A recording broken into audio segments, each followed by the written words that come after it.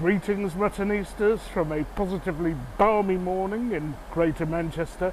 I'm at Stockport Station to bring you some good news and some bad. The good news is that it's a football vlog. The bad news is that it's a 12:30 AM kickoff, which I hate, and it's away.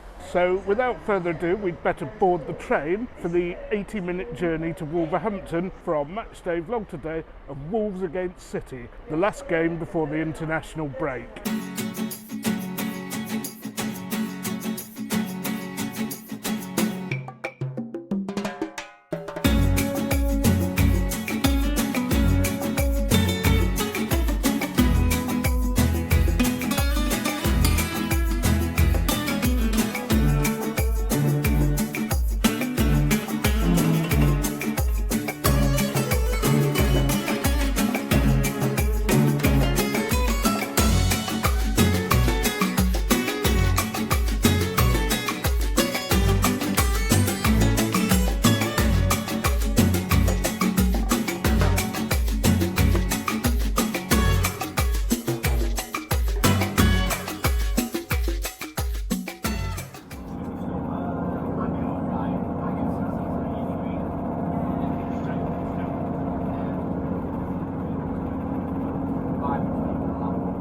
So for those of you who don't know, the reason we have these early kickoffs is actually mainly to cater for the Asian market, and a lot of people complain about it, but when you think about it, it's all those shirt sales over there in the Far East that help fund the clubs that enables English football pay some of the best players in the world now. And very, very few continental clubs, maybe Real Madrid, can keep up with that.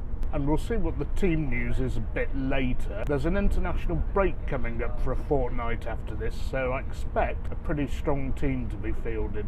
No need to rest anybody today.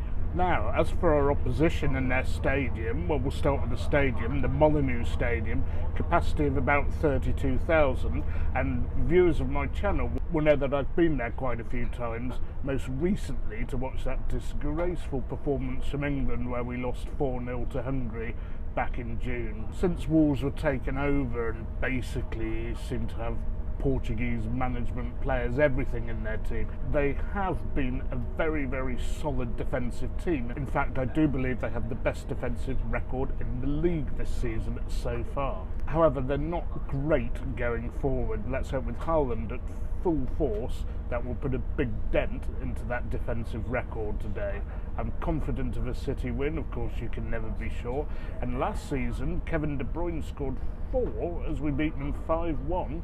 But it is fair to say, at that time of the season, towards the end of the season, Wolves were not playing for anything, weren't going to go down. There's a saying in English football, they were on the beach.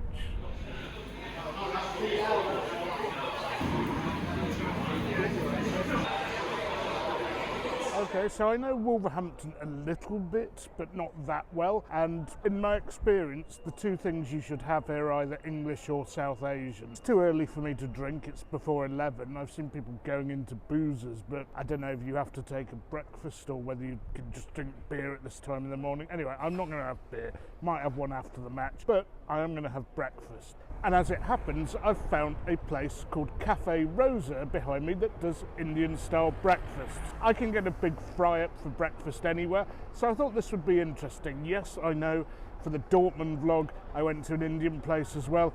It's just the way the dominoes have fallen, but this should still be pretty interesting, even if one or two items are similar.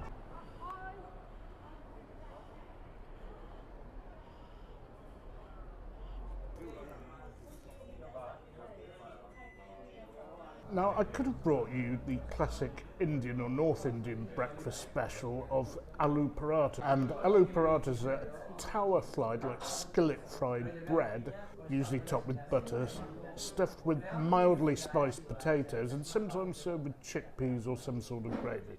However, I saw something very interesting. Not sure whether it's strictly a breakfast dish, but I did ask the lady and she told me that it is a suitable breakfast dish. And it's called Maca Roti Sag, which is some type of corn-made roti Roti usually being a whole wheat Indian bread served with spinach. Okay, the food has arrived, very nicely presented I might add as well. And we have the roti, the bread, some type of pickle, probably lime, but I'm not actually sure about that, and the curried spinach and some salad. Very nice, rich, creamy, garlicky and not too spicy, but it does have a bit of a kick. And the bread itself is fashioned a bit like a roti, but has the consistency and the main ingredient of a Mexican-style corn tortilla, if you're used to that. Plain Indian cornbread. Anyway, this is a really nice and a really different breakfast to get us off the mark today. I'm going to get on with this because I can't eat this one-handed, and I will see you when I've finished.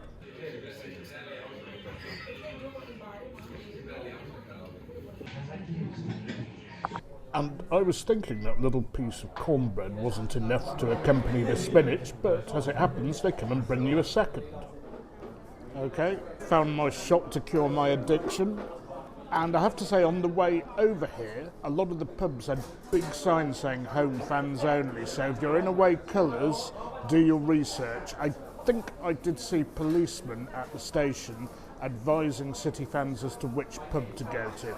Anyway, enough of that, the team news, and Wolves do not have Diego Costa involved at all, not even on the bench. And as for City, well, Ake's been dropped, and at the back we have Akanji, Stones, Diaz and Cancelo. Not sure what Ake has actually done to deserve that, to be honest. And in midfield, Pep has stuck with Grealish. He's giving him another go. He's trying to play him into form, and I really do hope he finds form. But he's not been producing much, and maybe he'll end up getting hooked on the hour again.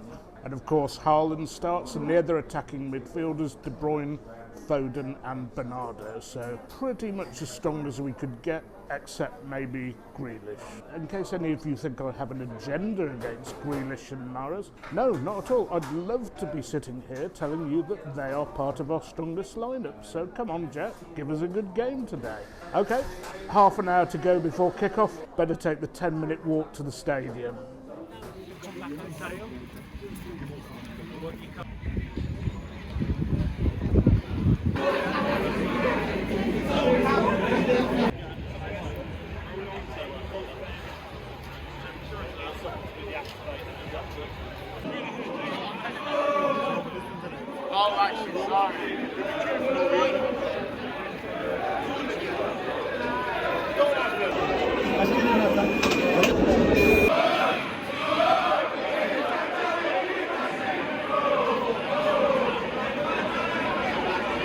My seat's actually fairly low down today, which is a bit unusual. I'm used to sitting higher.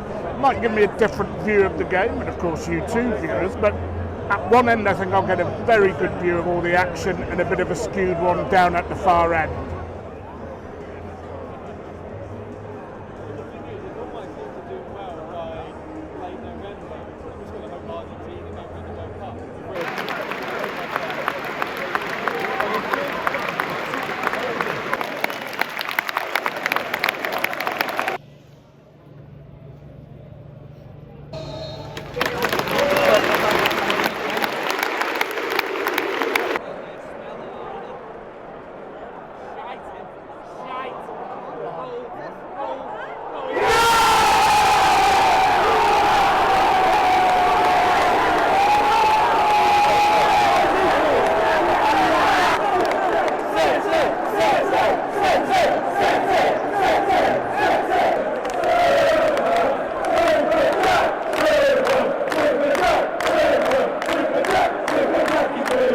Just a minute in, City ahead already. Great work down the right, and De Bruyne played another delicious ball in, and the man Pep kept faith in, Jack Grealish, slotted it home. 1-0 City.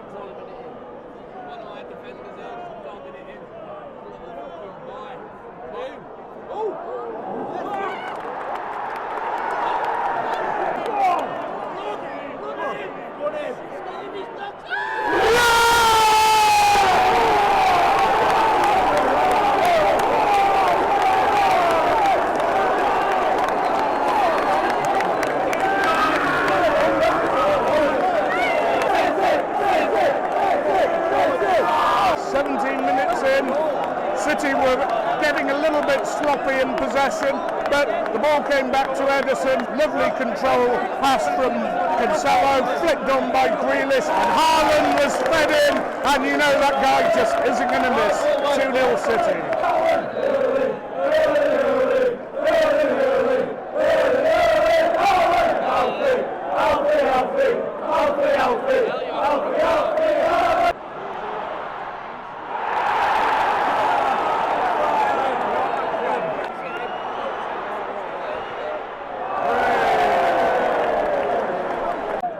In, although City are well on top, obviously, there has been the occasional sloppy turnover way back in our half. Fortunately, Wolves are a bit blunt up front.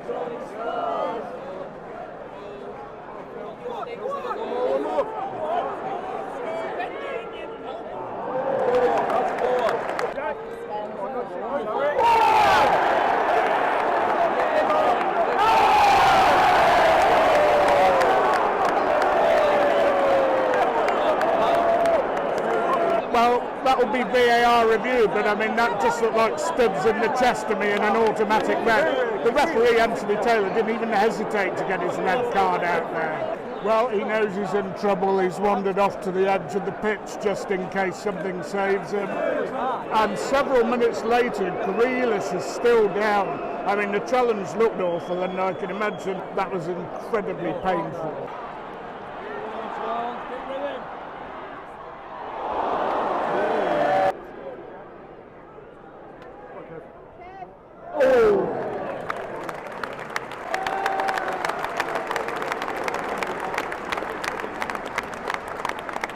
Half-time, Wolves 0, City 2. City were right at it today, put their foot on their throats right from the start. Quick goal from Grealish, second from Haaland, and that sending off, I think, has left Wolves an impossible task. We even kind of slowed the game down and went into first or second gear for the last 10 minutes of that half. Hopefully, more goals to follow for City in the second. And as for getting refreshments, when I went to the England-Hungary game, it was absolutely impossible to get a beer, so I'm not going to even try now.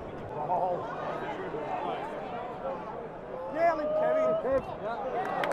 you're lucky. It never went out. An hour in and Wolves have really given it a good go in the second half, despite being a man down. I didn't expect I'd see that from them. Come on, City, you need to move up a gear here.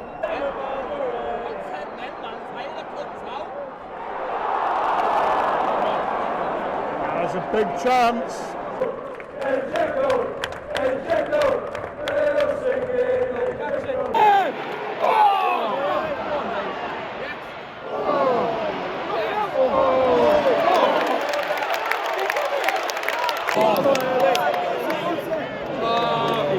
Take the piss early. Yes.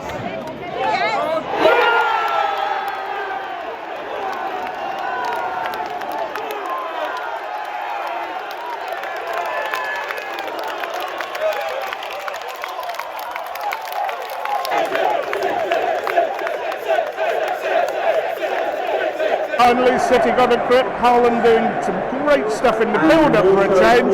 Slipped it through to De Bruyne, another delicious assist, and a great backheel finish from Foden into the corner. 3-0 City. That's game over.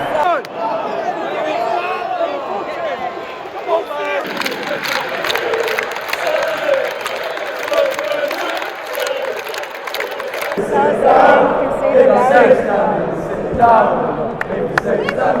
Sit down.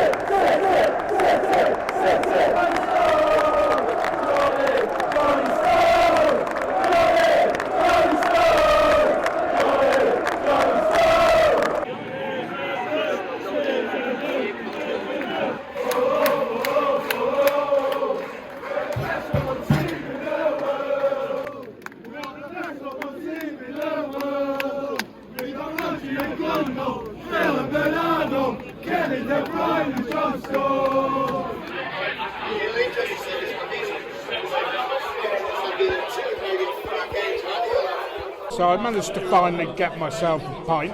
Not a bad one either, but this pub is absolutely rammed. You had to kind of queue to get in because they were checking for supporters with away shirts and so on. Strict policy here of no away fans. So what I'm going to do is get the train home and bring you the post-match wrap from the Northern Monk. 1548 Refectory service to Manchester Piccadilly.